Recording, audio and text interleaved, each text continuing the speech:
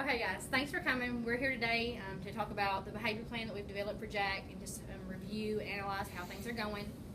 I did get a little research together for us for our plan, and of course, Jack moved in October the 10th, and right away we realized that our regular PBIS program was not going to work.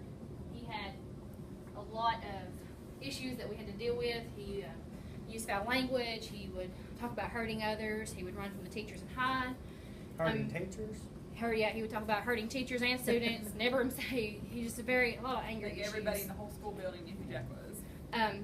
But what we decided to do was to develop an individual behavior plan. We also discussed this with his other teachers from his other school, and they sent us a plan that we tried for a week, but it didn't work. It was a very simple system of like just checks and X's that he never seen the plan, that it was just something for the teachers to have. So we decided we needed something more visual that he could understand. So we created this individual plan, and we talked about some of the reasons that he needed the plan were because he was interrupting his learning and the other students' learning because he constantly blurted. He did have some behavioral goals in his IEP that the plan would fit.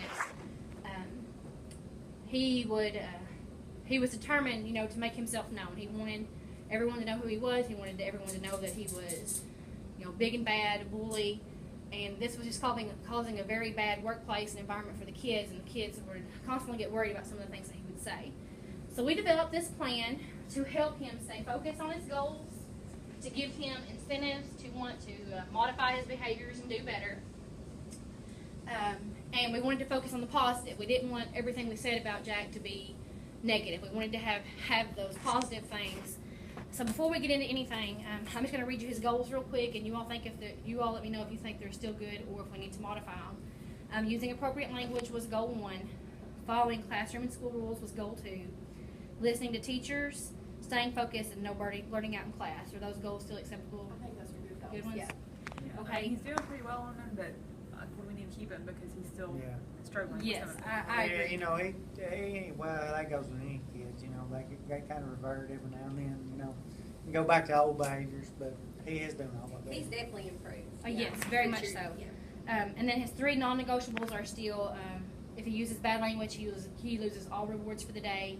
If he runs from a teacher, he loses all rewards for the day. And then if he threatens anyone, he also loses any type of rewards. Like even if he had an all smiley face day till the end of the day, if he does one of those things, he doesn't get to change in his tickets. He doesn't get his favorite cinnamon Pop-Tart snacks. He doesn't get to choose his activities, like where he eats lunch, those type of things. So if he does any of those 3 things, those are automatically out. He has to, isolation at lunch, no cinnamon Pop-Tarts, and then no prizes for the tickets. And I really feel like we've had a good change from the beginning of the year. I think his behavior has gotten better. I believe that he now knows what's expected. He still sometimes tries to push the limits.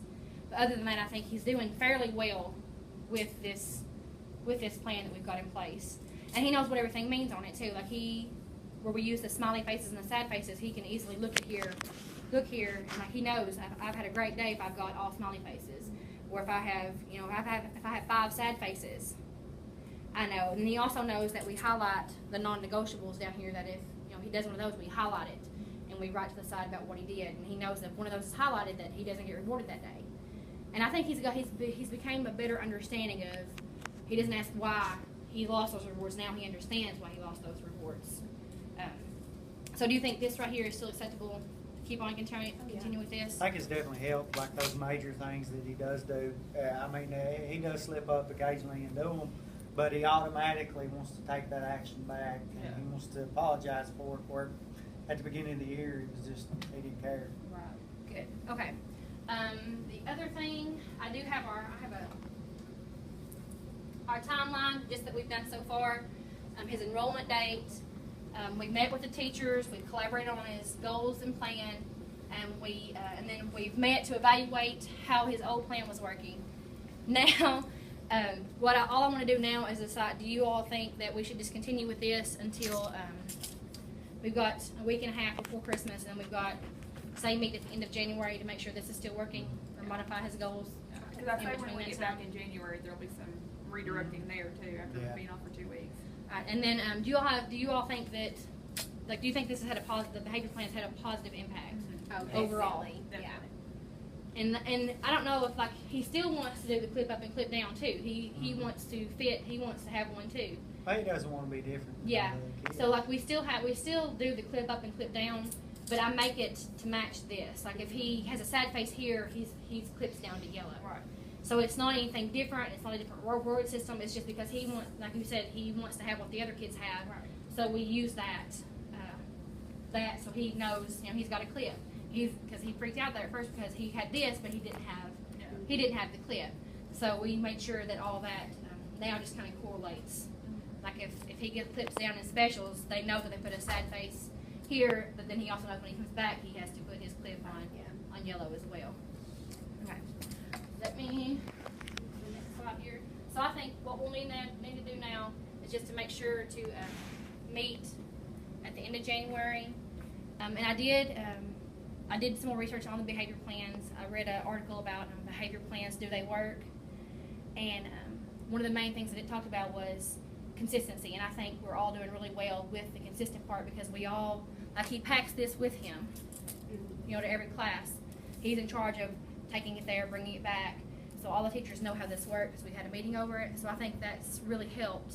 And that was the main thing the article talked about was making sure that it's consistent and everybody does the same thing. So does that work? Okay. It's worked for me when I've had him in middle school. Alright, so what we'll do then is we'll just decide we will meet at the end of January and we'll set a date for that closer to time when we check the calendars.